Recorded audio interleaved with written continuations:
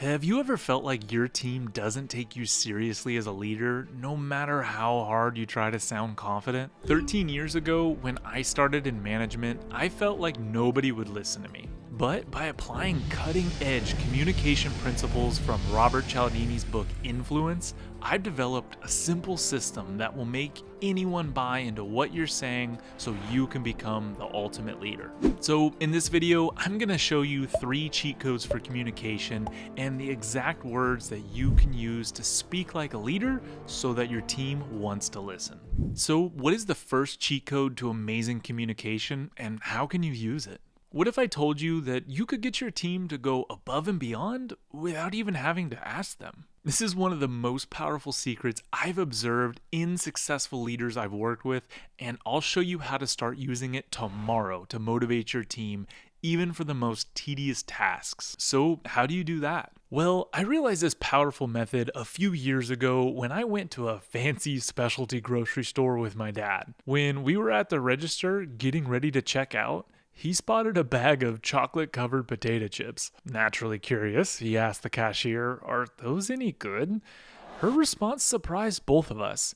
She said, "Why don't you open them up and see for yourself?" So my dad did, and ended up buying 2 bags. Later, when we were leaving the store, I said, "Wow, 2 bags, huh? They must have been pretty good." To which he said, "Not really, but I didn't want to seem rude after she was so nice about it." That moment stuck with me. The cashier had unknowingly used our first cheat code. "Oh man, you were so wrong about these." Fire. So what is the cheat code she used to get him to buy those chips? When we receive something like chocolate-covered potato chips or even just kindness, we feel compelled to give something back. This is what's called the rule of reciprocity. At work, this simply means when you do good things for employees, employees will want to do good things for you. So how do you use this with your team? Well, it's best to start with little things. Let's say you notice one of your employees has been crushing it with their sales goals or has just been on top of their deadlines. Instead of just saying, "Good job," try saying, "I've noticed how much effort you've been putting into sales lately. It's amazing. How can I help make your admin tasks easier so you can focus on what you're best at?" You're giving them 2 things, recognition and support. And because of the rule of reciprocity, they feel motivated to go even further for you. This feeling creates a culture of trust and loyalty, which makes people want to be more invested in you as a leader. But what if you could go even further? What if there was a way to make your team not only motivated, but fully invested in everything they do? That's where our next insanely useful cheat code comes in. So what is the second powerful cheat code? Have you ever noticed how some employees just seem to lose momentum over time? You see the motivation drop off, but you hate the feeling of always being that guy that is constantly telling them to get to work. What if there was a way to keep them motivated without micromanaging or nagging? That's where this second powerful cheat code is just mwah. So how do we do that? Well, think of it like this. We all have that one friend in the group chat, the one that we've dubbed the meme master. They didn't give themselves that title, but because the group recognized them for their fire memes, they keep delivering top tier content. And you're pretty sure that their dank meme stash has got to be unlimited. And maybe a little inappropriate at times, but to be honest, those are kind of the best. So why do they keep coming up with great memes? It's simply because they want to live up to that role. Titles like this create a sense of pride that they have the best memes and they find enjoyment making everybody laugh. What if I told you that this was our next powerful secret? No, we can't use memes to motivate our employees. Well, not since the great meme incident of 2015 anyways. Psychologists call cheat code number 2 the power of consistency. Once people see themselves in a certain way, whether as top salesperson or a great team player, they work hard to align their actions with that identity. It's not just about recognition, it's about creating a mindset within that employee. By placing that title on them, it makes them want to consistently live up to it. So how can you use this at work? To use this with your team, start by making positive observations about employees' strengths, then give them a title that they can be proud of. For example, I'd say something like, "Hey John, I've noticed you're amazing." That's it. You're amazing. Hey John, I noticed you're amazing at connecting with clients and closing deals.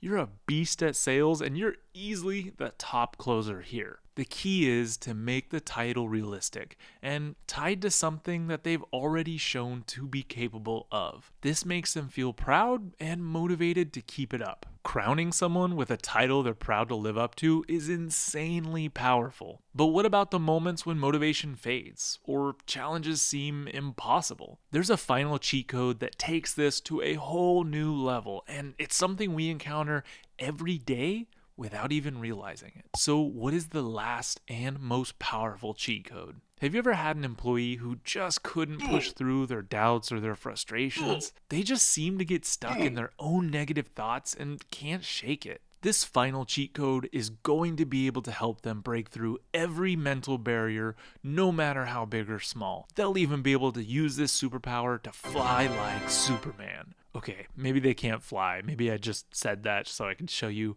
how cool I look as AI Superman. It's not cool, is it? I'm kind of embarrassed I just did that bit. So how do we do that? To show you how this works, we're going to need to get a little uncomfortable and think back to a rather scary time that happened to us all. Think back to March of 2020. Everybody was being laid off, entire states were locking down, and grocery stores were being raided where shelves were emptying fast. I remember rushing to the store and filling my cart with things I didn't even need. Canned goods, frozen foods, you name it. Pretty sure I still have some of that stuff in my cupboard right now. So why did I do that? Because seeing everyone else panic buying made me feel like I had to do it too. The world is ending, and if you don't buy a year's worth of food, you will starve to death.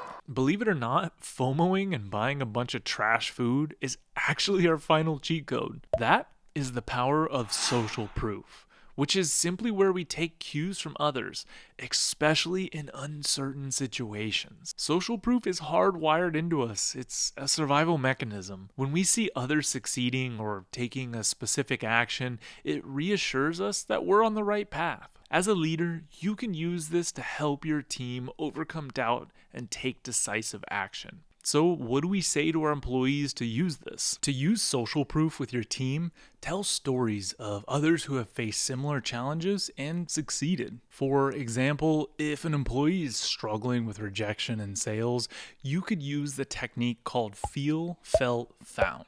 It sounds a little something like this. Hey, I understand how you're feeling, John. Closing deals can be tough. The rejection can be freaking brutal. Our other employee, Alex, felt the exact same way you do until she reframed her approach. She started seeing each no as a step closer to a yes. What she found was that by seeking rejection, she not only became desensitized to it, but she began closing more deals as she helped customers work through their hesitations. The key is to show them that success isn't just possible, but it's achievable by someone just like them. This taps into social proof and gives your team a clear path forward, and that helps them mentally and emotionally fly through those barriers like Superman. Now that you know how to motivate your team with the right words, how do you make sure those words come out clearly and confidently? This is easily one of the biggest struggles leaders face. And it can be frustrating knowing what to say, but opening your mouth and just word vomiting. So in this next video, I'll show you a simple method to fix that so you're confidently speaking like a pro with clarity and confidence.